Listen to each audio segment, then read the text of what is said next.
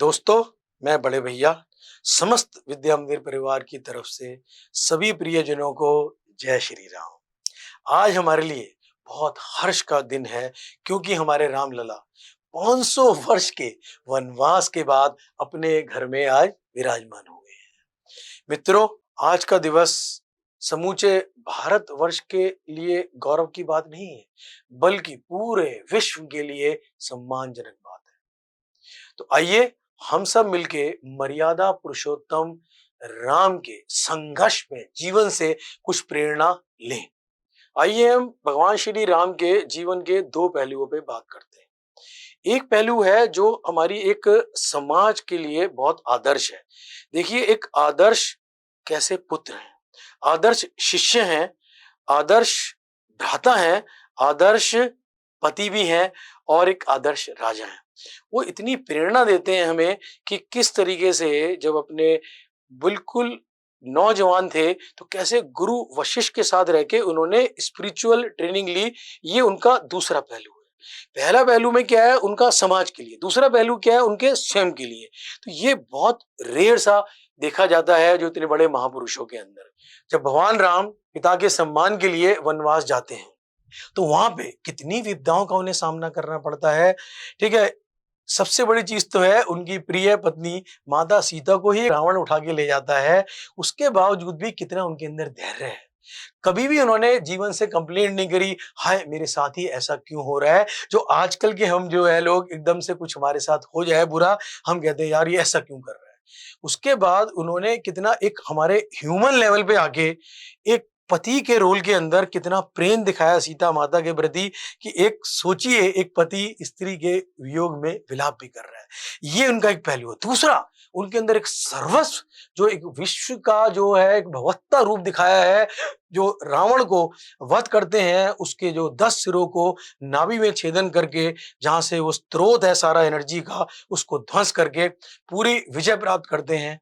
और सबसे बड़ी चीज ये हम सब लोगों के लिए कि जब आदमी अपने मन को जीतता है, ठीक है, दूसरों के साथ एक टीम वर्क बनाता है, वानरों की सेना को लेके इतने बड़े लंका के अंदर पूरा उसको पुल बना के इतने बड़े समुद्र पे हनुमान जैसा उनके साथ सेवक भी आता है, तो वो उनकी गरिमा है। और उसके बाद जब वो विजय प्राप्त करते हैं, विजय दो लेवल पे है। एक संसार रूपी रावण पे है और एक मन रूपी अपने जो विकार है उन पे है, और उनको राजा कहा जाता है। तो ये मेरे प्रिय मित्रों, मेरे बच्चों, ठीक है, छोटे और बड़े, कि भगवान राम जो है ना, वो बेसिकली क्या है कि हमारे रोम रोम के अंदर समा गए हैं, क्योंकि सारी डायमेंशन को एक्सप्लोर कर सकता है। इवन आज का जो नौजवान है, अगर थोड़ा सा ध्यान दे कि भाई गुरु की आज्ञा के ऊपर वो कुछ लोगों का वध भी करते हैं जो हमारे सोसाइटी के विकार हैं, गुरु की आज्ञा पे अपने जो है गृहस्थ जीवन में भी करते हैं, पिता की आज्ञा पे वनवास जाते हैं। क्यों? क्योंकि वनवास जाके ही उनका स्पिरिचुअल ग्रोथ हो पाता है। तो आजकल के तो बच्चे छोटी सी उन पे विपत्ति आ जाए हाथ पैर फेंक देते हैं।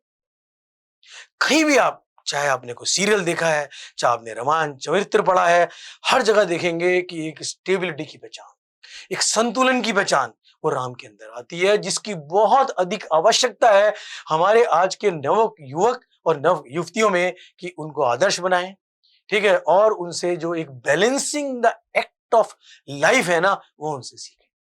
तो ये ना सोचें कि भगवान राम जो है वो सतयुग में हुए थे, आज उनकी कोई महत्वता नहीं है। आपको लग रहा है चारों तरफ पूरा विश्व राम में हो गया है, इसका मतलब कितना मीनिंगफुल है उनकी लाइफ की सारी स्टोरी। तो ये मेरी प्रार्थना है विद्या मंदिर की तरफ से, इतने शुभ अवसर पर। हमारे लिए तो बहुत गर्व की बात है, सभी हिंदुस्तानियों के लिए आज बहुत गर्व की बात होनी चाहिए, और हमें प्रेरणा लेनी है रामचंद्र जी के चरित्र से और पूरी रामायण से।